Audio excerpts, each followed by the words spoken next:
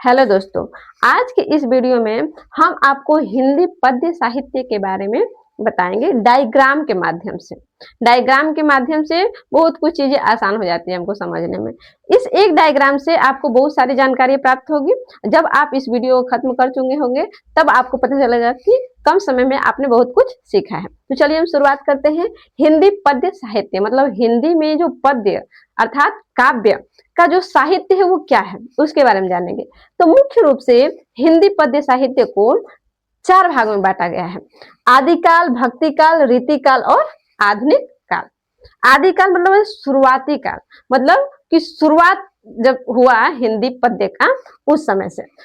तो आदिकाल की समय सीमा जो है 943 से 1318 ईस्वी तक माना जाता है। उसके बाद भक्ति काल आता है 1318 से 1643। उसके बाद रीति काल आता है 1643 से 1843 तक और 1843 से अब तक आधुनिक काल माना जाता है। आदिकाल को वीर गाथा काल कहते हैं। इसका अन्य नाम चारण काल भी इसको कहते हैं। तो आदिकाल के समय को वीर गाथा काल क्यों कहते हैं इसको हम समझते हैं। आदिकाल के समय के जितने भी कवि हुआ करते थे वो ज्यादातर राजाओं के पास रहा करते थे। आप लोगों ने सुना होगा कि राजाओं के पास नवरत्न हुआ करते थे। मतलब अगर कोई महान वैज्ञानिक है, कोई महान कवि है, कोई महान साहित्यकार है, संगीतकार है, तो उसको राजा अपने पास रख लिया करते थे और ये जो है राजा के लिए काम किया करते थे। तो उस समय के जितने भी कवि थे राजा के पास रहने की वजह से वो बाध्य हो जाते थे उनकी प्रशंसा करने के लिए, क्योंकि राजा इसके बदले उनका जीविका पार्जन करते थे। तो उस समय के जितने भी कवि हुआ करते थे वो मुख्य रूप से राजाओं की वीरता का वर्णन करते थे। वो कोई किसी युद्ध में जाते थे तो उनकी वीरता का किस तरह से वो युद्ध कर रहे हैं इसके बारे में अपने काव्य में लिखा करते थे। तो इसीलिए इसको वीर गाथा काल कहते हैं। अब नेक्स्ट है, इसके कुछ लेखक हैं उस समय के जो उनकी वीरता का वर्णन करते थे, उन्होंने कुछ काव्य लिखा। तो पहले हैं यहाँ पे चंद्रबरदाई। चंद्रबरदाई ने पृथ्वीराज रासो लिखा था। नेक्स्ट है नरपति नाल। नरपति नाल ने बिसलदेव रासो लिखा था। आगे है दलपति विजय। दलपति विजय की रचना है खुमार रासो। नल सिंह ने बिसलदेव रासो लिखा था। जगरिंग ने आलखंड लिखा था। आदिकाल की एक विशेषता ये भी है कि उस समय रासो ग्रंथ की रचना ज्यादातर हुआ कर, देखिए यहाँ सब रासो रासो लगा हुआ है, तो उस समय रासो ग्रंथ का रचना हुआ करता था। ये सारे कुछ प्रमुख कवि हैं जो आदिकाल के हैं। अब हम आएंगे भक्ति काल पर। भक्ति काल की समय सीमा 1318 से 1643 ईस्वी तक है। आदिकाल में हम देखते आए हैं कि उस समय जो राजा हुआ करते थे वो जितने भी नवरत्न हुआ करते थे, मतलब कि कोई महान साइंटिस्ट है, कोई महान लेखक है, कोई महान बीड़ा वादक है, उनको अपने पास रख लिया करते थे। तो वो उनकी मजबूरी हो जाती थी उस समय कवि की कि वो राजाओं की वीरता का प्रशंसा करें। लेकिन भक्ति काल में जो कवि हुए वो अब ईश्वर की आराधना करने लगे, वो अब भक्ति में लीन होने लगे। तो भक्ति काल को दो भागों में बांटा गया, सगुण काव्य और निर्गुण काव्य। सगुण काव्य जैसा कि नाम से स्पष्ट हो रहा है, जिस भी शब्द से पहले अगर स लग जाता है तो वो उसका अर्थ सकारात्मक आता है, ठीक है, और जिसमें नी या न लग जाता है उसका अर्थ नकारात्मक आता है। तो सगुण से तात्पर्य यह है कि इस समय के जो कवि थे, सगुण काव्य के जो कवि थे, वो ईश्वर के रूप रंग, उनके बाल लीला का वर्णन करते, उनके कार्यों का वर्णन करते हैं। मतलब ईश्वर को ऐसा मान लिए थे कि उनका एक रूप है, एक रंग है, वो शरीर रूप में आए थे। लेकिन निर्गुण काव्य के कवि ऐसा नहीं मानते थे, ठीक है। तो सगुण काव्य को दो भागों में बांटा गया। उस समय के जो कवि थे वो दो तरह के हुए। कुछ कवि ऐसे हुए जो राम को अपना ईश्वर मानते थे और उनकी लीलाओं का वर्णन करते थे, और कुछ कवि ऐसे हुए जो कृष्ण की लीलाओं का वर्णन करते थे, कृष्ण को अपना ईश्वर मानते थे। तो उसी आधार पे सगुण काव्य को दो भागों में बांटा गया, राम काव्य और कृष्ण काव्य। मतलब जो कवि राम के बारे में लिखा करते थे, राम की लीलाओं का, उनके कार्यों का वर्णन करते थे, वो राम काव्य में आ गए।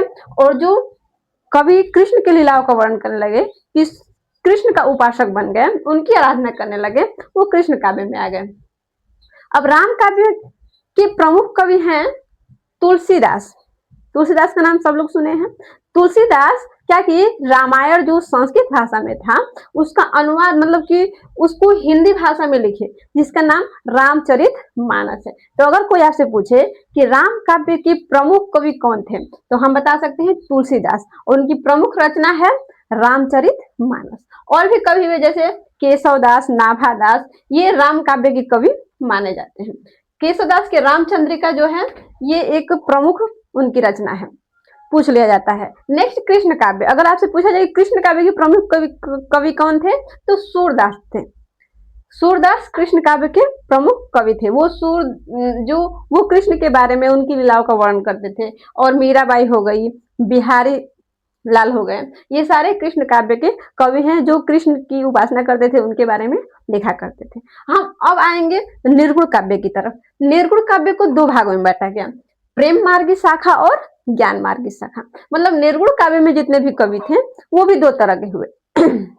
वो ईश्वर के रंग रूप को उनकी लीलाओं का वर्णन नहीं करते थे, वो दो भाग में हुए, जैसे प्रेम मार्गी शाखा और ज्ञान मार्गी शाखा। कुछ ऐसे कवि हुए जो प्रेम की तरफ अवगत हुए, वो प्रेम के बारे में लिखा करते थे, मतलब कि ईश्वर के प्रति जो प्रेम है या प्रेमी और प्रेमिका के प्रति जो प्रेम है इसके बारे में लिखा करते थे। तो प्रेम मार्गी शाखा के अगर प्रमुख कवि का नाम कहा जाए तो मलिक मोहम्मद जायसी है, जिनकी प्रमुख रचना है पद्मावत। और भी कवि हैं कुछ, मंझन, कुतबन, ये सारे जो है प्रेम के बारे में लिखा करते थे। और नेक्स्ट है ज्ञान मार्गी शाखा। ज्ञान मार्गी शाखा के जो कवि थे वो ज्यादा ज्ञान की बातें किया करते थे। उसमें प्रमुख कवि थे कबीर दास, जिनकी प्रमुख रचना है बीजक। और भी कुछ कवि थे जो ज्ञान की बातें किया करते थे, जैसे रैदास, मलुकदास, नानक दादू, ये सारे जो हैं ज्ञान मार्गी शाखा के कवि थे। तो एक बार फिर से रिवाइज कर देते हैं।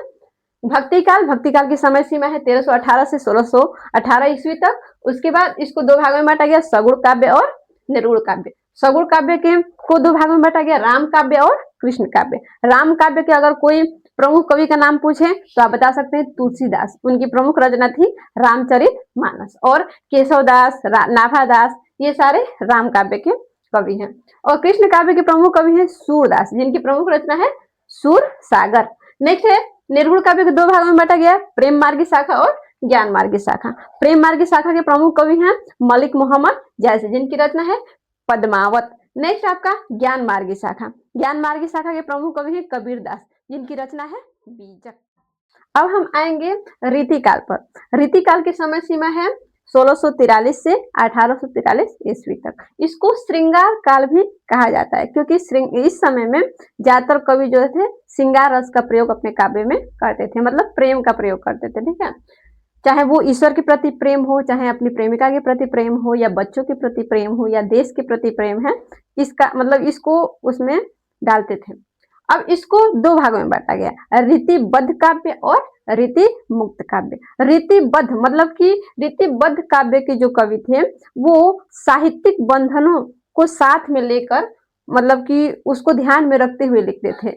साहित्यिक बंधन मतलब कि छंद कौन सा प्रयोग करना है, ठीक है, और उसमें अलंकार प्रयोग करना है, उसमें रस प्रयोग करना है, इन सब का वो ध्यान रखते थे। लेकिन कुछ ऐसे भी कवि हुए जो इन सब का ध्यान नहीं रखते थे। वो नहीं देखते थे कि ऊपर का लाइन नीचे वाले से मैच कर रहा है या नहीं कर रहा है। उनके मन में जैसे भाव आता था वो वैसे ही लिखते जाते थे।